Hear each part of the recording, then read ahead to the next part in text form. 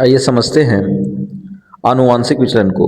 तो आनुवांशिक विचलन बिना अनुकूलन के, यानी अनुकूलन मतलब जीवित रहने के लिए उत्कृष्ट दशा के किसी जीव में विभिन्नता उत्पन्न होना ही आनुवांशिक विचलन कहलाता है।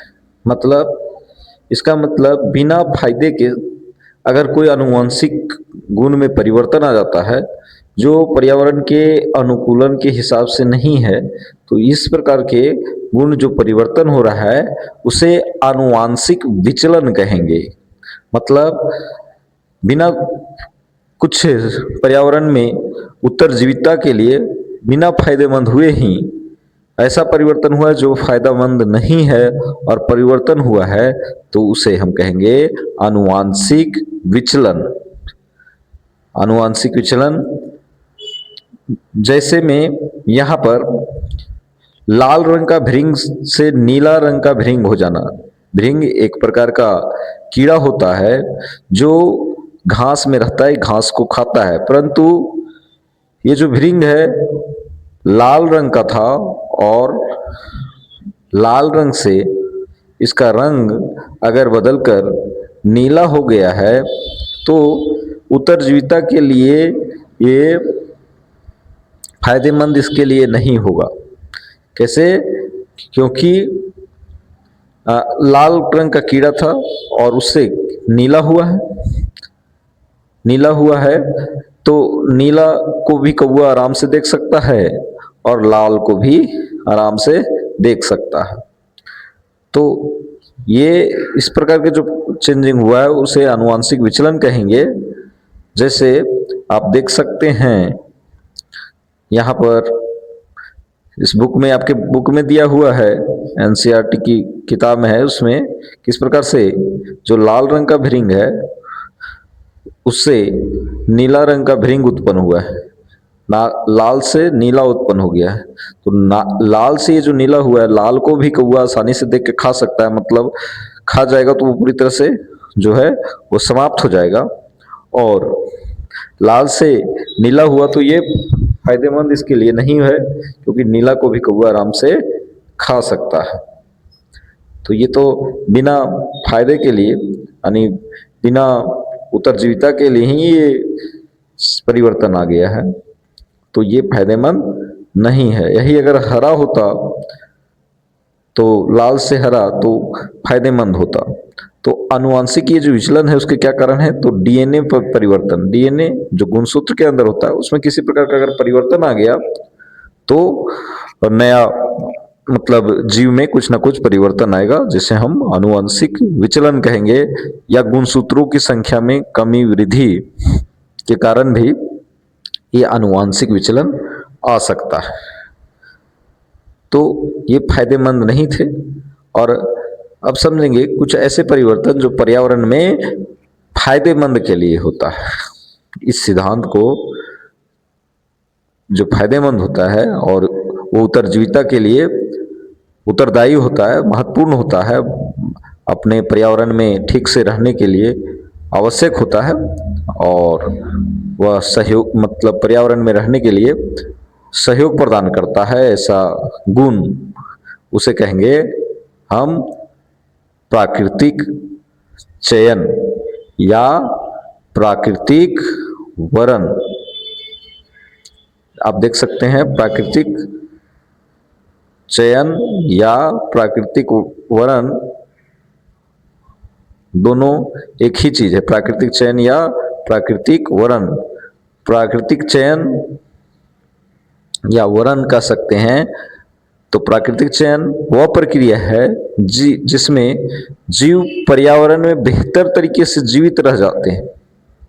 मतलब ये प्राकृतिक चयन है जिसमें जीव बेहतर तरीके से जीवित रह पाते हैं, मतलब उसमें कुछ ऐसे गुण विकसित हो जाते हैं जीव में जिससे वे पर्यावरण में ठीक तरीके से सरवाइव कर सके, रह सके और अपना अस्तित्व को बनाए रहे और संतान उत्पत्ति करते रहे। तो इस प्रकार से प्राकृतिक चयन उसको कहते हैं, इंग्लिश में से नेचुरल सिलेक्शन कहते हैं।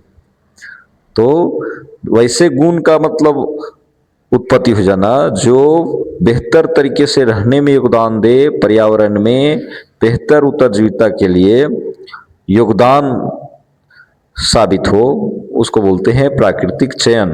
तो प्राकृतिक चयन वह प्रक्रिया है जिसमें पर्यावरण में कोई जीव बेहतर तरीके से जीवित रह सके, अपने संतान उत्पत्ति कर सके और अपने अस्तित्व को बनाए रख सके। तो ये प्राकृतिक चयन या नेचुरल सिलेक्शन कहते हैं, जिसे चार्ल्स डार्विन ने दिया। मतलब वे ही जीव सर्वाइव अच्छी तरीके से कर पाएंगे जो पर्यावरण के अनुसार खुद को ढाल पाए। जैसे मैंने बताया था कि पहले के सांप के पैर भी हुआ करते थे, परंतु जब उनका सामना नेवला से होता तो झाड़ी में सांप के पैर उलझ जाते, जिससे वे नेवला के शिकार हो जाते। परंतु बाद में उसमें परिवर्तन आया और उनके पैर गायब हो गए, अतः उन्हें अनुकूलता प्रदान हुआ और वे इस परिस्थिति में रहने के आदी हुए। तो वे ही सांप जीवित रह पाए जिनके पैर गायब हुए, और बाकी पैर वाले सांप धीरे धीरे विलुप्त होते चले गए। तो नेचर ने उन्हीं को सिलेक्ट किया यहाँ पर उत्तरजीविता के लिए, जो अपने को अलग ढाल पाए। इसी प्रकार से पहले के जिराफ जो थे वे भी,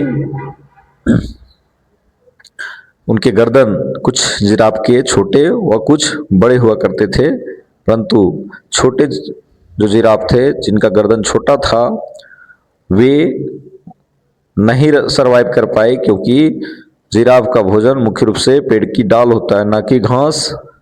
तो ऐसे में वे छोटे, जिनकी गर्दन छोटी होती थी, वो बाघ शेर का शिकार हो जाता था, अतः धीरे धीरे इनकी संख्या समाप्त हो गई।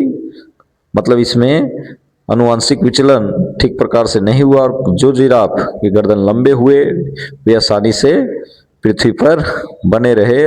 अर्थात कह सकते हैं प्रकृति उन्हीं जीवों को जीवित रखती है जो प्रकृति के अनुसार खुद को ढाल पाते हैं, अन्य को प्रकृति खत्म कर देती है। तो इस प्रकार से हम प्राकृतिक वर्ण या प्राकृतिक चयन को समझे और यह आनुवंशिक विचलन से किस प्रकार से भिन्न है उसको देखें। अब हम समझते हैं भौगोलिक पृथक्करण।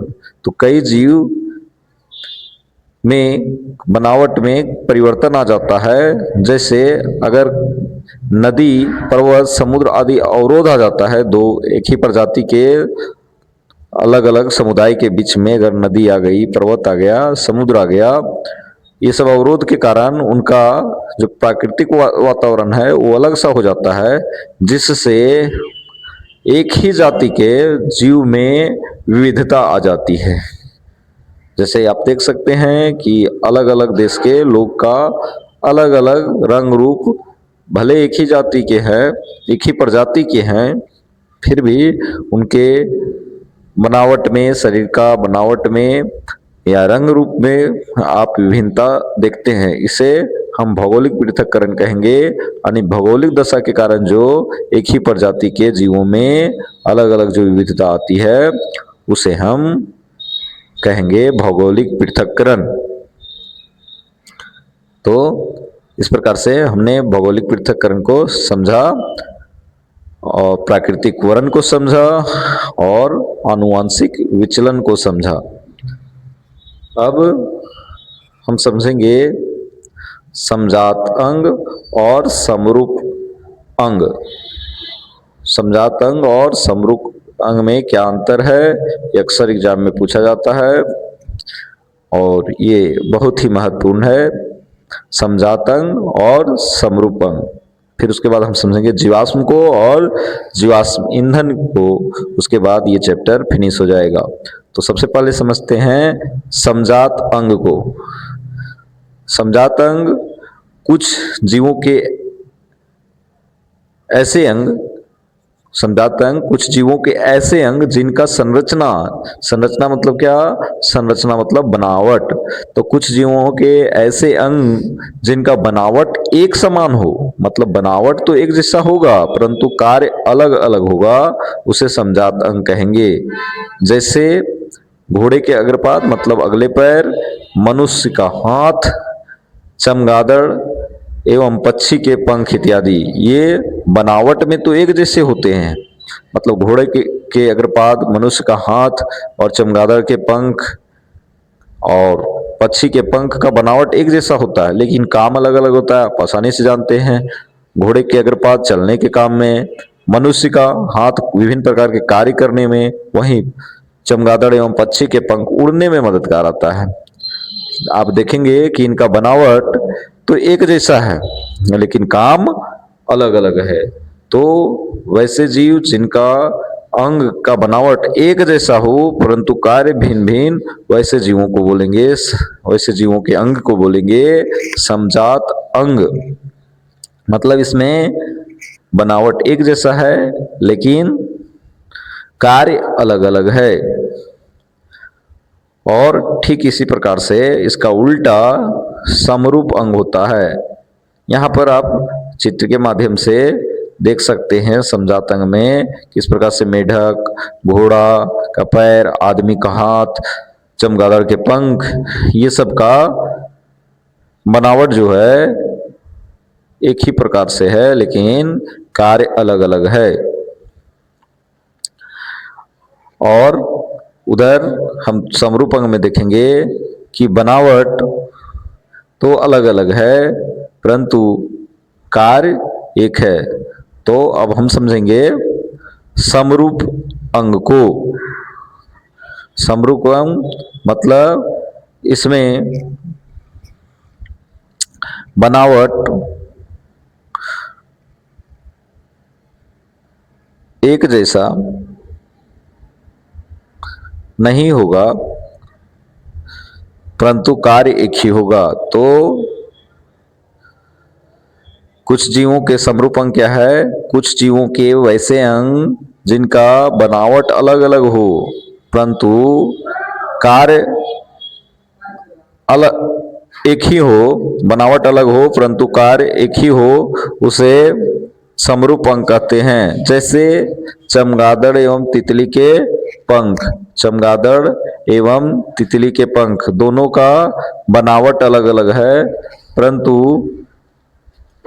कार्य एक है। दोनों के पंख का जो डिजाइन है वो अलग अलग है परंतु कार्य जो है एक ही है। चमगादड़ अपने पंख से उड़ता है, तितली भी पंख से, दोनों का डिजाइन जो देखेंगे बनावट अलग अलग है परंतु कार्य एक ही है दोनों के पंख का। अब हम यहाँ चित्र के माध्यम से भी इस चीज को देख सकते हैं। और इसके बाद यहाँ पर बनाया हुआ है किताब में चमगादड़ के पंख का ये चित्र है। और चमगादड़ के पंख और तितली के पंख का बनावट तो अलग है लेकिन दोनों का कार्य है उड़ने में मददगार है, मदद करता है। अब हम समझने वाले हैं नेक्स्ट पोर्शन, जीवाश्म को समझेंगे। जीवाश्म को समझेंगे। जीवाश्म क्या होता है, तो प्राचीन काल के जीवों के अवशेष जो पृथ्वी में दब गए और सुरक्षित रह गए। तो प्राचीन काल मतलब करोड़ों वर्ष पहले की बात है। जो जीव किसी कारणवश, कोई आपदा के कारण या किसी अन्य तरीके से जब पृथ्वी में दब गए और लंबे समय तक दबे रहे, मिट्टी की परत तुरंत ब तुरंत जमते गई, तो वहां ऑक्सीजन नहीं पहुंच पाया। और जब ऑक्सीजन नहीं पहुंच पाया तो उसका सड़न नहीं हुआ। आप जानते हैं कि हड्डियों का सड़न जल्दी नहीं होता है और ऑक्सीजन मिलने के बाद कोई चीज सड़ता है, परंतु जब ऑक्सीजन नहीं मिल पाया तो जल्दी सड़न नहीं हुआ, तो वे अवशेष के रूप में बच गए। अर्थात जो अवशेष के रूप में बच गए या फिर उनका किसी प्रकार से पत्थरों में दब गए और उनका अवशेष बच गया, या फिर कोई चिन्ह छाप जिसे कहेंगे बच गया, तो उसे बोलेंगे जीवाश्म। पत्थरों में किसी न किसी प्रकार से अंदर दबे रह जाते हैं वे जीव, तो उनका निशान वहां बच जाता है, जिसे बोलते हैं जीवाश्म। और इन्हीं जीवाश्म से जीवाश्म ईंधन भी बनता है। जीवाश्म जीवाश्म ईंधन क्या है? तो जीवाश्म से ही, मतलब पुराने जो जीव दबे हुए हैं और उनका जो अवशेष बच गया है या निशान किसी छाप की तरह बच गया है, तो उन अब ये जो जीव दबे हैं वो सड़ने गलने के पश्चात लंबे समय तक ईंधन बनते हैं। तो प्राचीन काल के दबे जीव के सड़ने गलने से जीवाश्म ईंधन बनता है, यानी करोड़ों साल पहले जो जीव दब गए, तो दबने के बाद जीवाश्म ईंधन बना। जो पेड़ पौधे दबे वो कोयले का निर्माण हुआ, और जो जीव जंतु जल दब गए वो यहाँ पर देख सकते हैं उनके जीवाश्म को। तो जो जीव जंतु दब गए वो जीवाश्म ईंधन बने। जीवाश्म ईंधन अर्थात जीवों से निर्मित ईंधन। ईंधन में क्या क्या हो जाएगा? तो पेट्रोलियम हो जाएगा, केरोसिन हो जाएगा। ये नहीं कि केवल पेट्रोल, पेट्रोल भी जीवाश्म ईंधन का एग्जाम्पल है। तो पेट्रोलियम के अंतर्गत आ जाएंगे ये सब, केरोसिन तेल, पेट्रोल, डीजल और भी जितने खनन करके ईंधन निकाले जाते हैं। तो पेड़ पौधों के दबने से कोयला का निर्माण हुआ, जबकि ये जीव जंतु जो दबे उससे जीवाश्म ईंधन के रूप में पेट्रोलियम बना। अब हम समझते हैं एक जीव घोंघा के विषय में। घोंघा एक ऐसा जीव है जो अपने लिंग का निर्धारण तापमान में परिवर्तन के अनुसार करता है। अगर तापमान, जैसे एक निश्चित तापमान पर अगर वो मादा है तो तापमान घटने बढ़ने पर उसका लिंग ऑटोमेटिक स्वतः ही परिवर्तित हो जाता है। तो घोंघा में एक अलग क्षमता है लिंग परिवर्तन करने का। यह गुणसूत्र के माध्यम से इसका लिंग परिवर्तन नहीं होता है। तो इस तरह से हम आनुवांशिक एवं जैव विकास चैप्टर को पूरी तरह समझ गए। आप इस चैनल को लाइक, सब्सक्राइब और अपना उचित कमेंट करके हमें मोटिवेट करें। बहुत बहुत धन्यवाद।